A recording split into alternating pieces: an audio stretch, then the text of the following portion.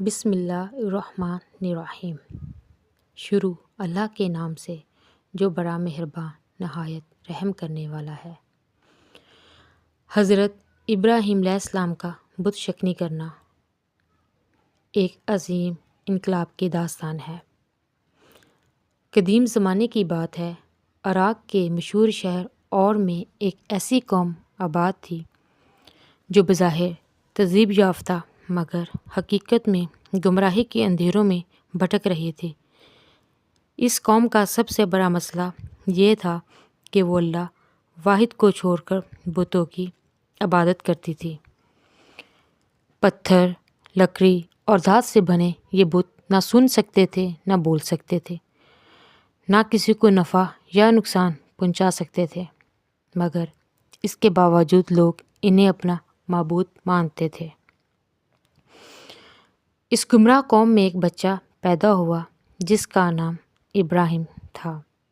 یہ وہ بچہ تھا جسے اللہ تعالیٰ نے بچپن ہی سے عقل، حق کی پہچان اور ہدایت کی روشنی عطا فرما دی تھی۔ گھر کا ماحول اور پہلی آزمائش حضرت ابراہیم علیہ السلام کے لیے۔ حضرت ابراہیم علیہ السلام کے والد کا نام ازہر تھا، جو پیشے کے اعتبار سے بت تراش تھا۔ وہ خود بت بناتا، سجاتا اور پھر لوگوں کو بیچتا۔ یوں کہیے کہ بت پرستی اس کے گھر کی کمائی تھی۔ چھوٹی ابراہیم علیہ السلام جب اپنے والد کو بت بناتے دیکھتے تو حیران ہو جاتے۔ کبھی سوال کرتے، ابا یہ بت بولتے کیوں نہیں؟ یہ سنتے کیوں نہیں؟ اگر یہ خدا ہیں تو خود کو کیوں نہیں بچاتے؟ ازہر ان سوالوں سے ناراض ہو جاتا اور کہتا، خاموش رہو، خاموش رہو، یہ ہمارا معبود ہے، ان کی بے عزتی مت کرو۔ لیکن ابراہیم علیہ السلام کے دل میں سوالات کی آگ بھڑک چکی تھی۔ سچ کی تلاش۔ حضرت ابراہیم علیہ السلام تنہائی میں آسمان کی طرف دیکھتے، ستاروں، چاند اور سورج پر غور کرتے۔ انہوں نے دل ہی دل میں سوچا، یہ ستارے غروب ہو جاتے ہیں، یہ چاند ڈھل جاتا ہے، یہ سورج بھی چھپ جاتا ہے۔ جو غروب ہو جائے وہ خدا کیسے ہو سکتا ہے؟ آخر کار وہ اس نتائج پر پہنچے، میرا رب وہ ہے جس نے زمین آسمان کو پیدا کیا، جو نہ ڈوبتا ہے نہ مرتا ہے، جو ہر شے کا مالک ہے۔ یہی توحید کا پہلا چراغ تھا جو حضرت ابراہیم علیہ السلام کے دل میں روشن ہو چکا تھا۔ قوم کو دعوت حق کے لیے دعوت دینا۔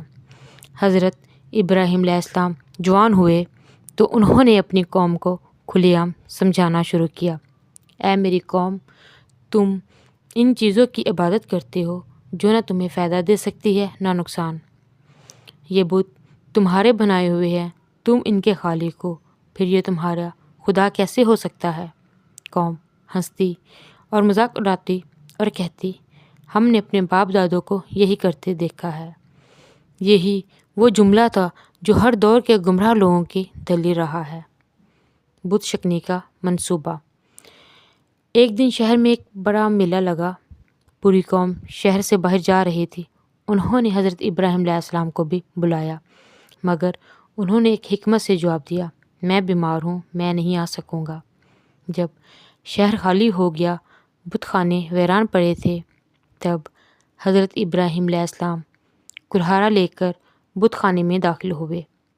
سامنے قطار در قطار بت کھڑے تھے، خاموش، بے جان، بے بس۔ حضرت ابراہیم علیہ السلام نے ایک ایک کر کے تمام چھوٹے بتوں کو توڑ دیا۔ ان کے ٹکڑے زمین پر بکھر گئے۔ آخر میں صرف سب سے بڑا بت باقی رہ گیا۔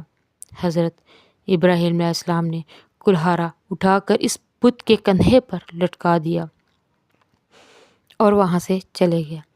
یہ صرف بتوں کی توڑ پھوڑ نہیں تھی، یہ باطل نظریات کے خلاف اعلان بغاوت تھا۔ جب قوم واپس آئی اور بت خانے کا حال دیکھا تو قیامت ٹوٹ پڑی۔ ہمارے خداؤں کے ساتھ یہ کس نے کیا؟ یہ تو بہت بڑا ظالم ہے۔ قوم کا غصہ اور سوال۔ کسی نے کہا، ہم نے ایک نوجوان کو سنا تھا جو ان بتوں کا مذاق اڑاتا، اس کا نام ابراہیم ہے۔ حضرت ابراہیم علیہ السلام کو دربار میں پیش کیا گیا۔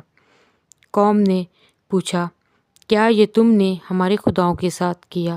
حضرت ابراہیم علیہ السلام نے بڑے سکون سے کہا، نہیں، یہ تو اس بڑے بت کا نے کیا ہے۔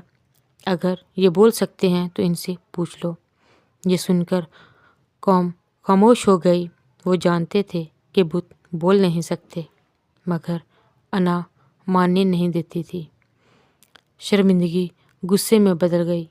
انہوں نے فیصلہ کیا، ابراہیم کو آگ میں جلا دو تاکہ ہمارے خداؤں کی عزت بحال ہو سکے۔ ایک بہت بڑی آگ جلائی گئی، ایسی آگ کہ پرندے بھی اس کے اوپر سے نہ گزر سکے۔ حضرت ابراہیم علیہ السلام کو آگ میں ڈال دیا گیا، مگر اللہ تعالیٰ نے حکم دیا، اے آگ ابراہیم پر ٹھنڈی اور سلامتی والی ہو جا، ابراہیم پر ٹھنڈی اور سلامتی والی ہو جا۔ بس وہی آگ جو سب کچھ جلا دیتی تھی، ابراہیم علیہ السلام کے لیے باغ بن گئی۔ قوم یہ معجزہ دیکھ کر بھی نہ مانی۔ یہ واقعہ ہمیں سکھاتا ہے کہ سچ بولنے والا کبھی تنہا نہیں ہوتا۔ باطل کے خلاف کھڑا ہونا آسان نہیں مگر لازم ہے۔ اللہ پر مکمل یقین ہو تو آگ بھی نقصان نہیں پہنچا سکتی۔ حضرت ابراہیم علیہ السلام صرف بت شکن نہیں تھے، وہ جھوٹے نظریات، آندھی، تقلید اور ظلم کے خلاف ایک زندہ انقلاب تھے۔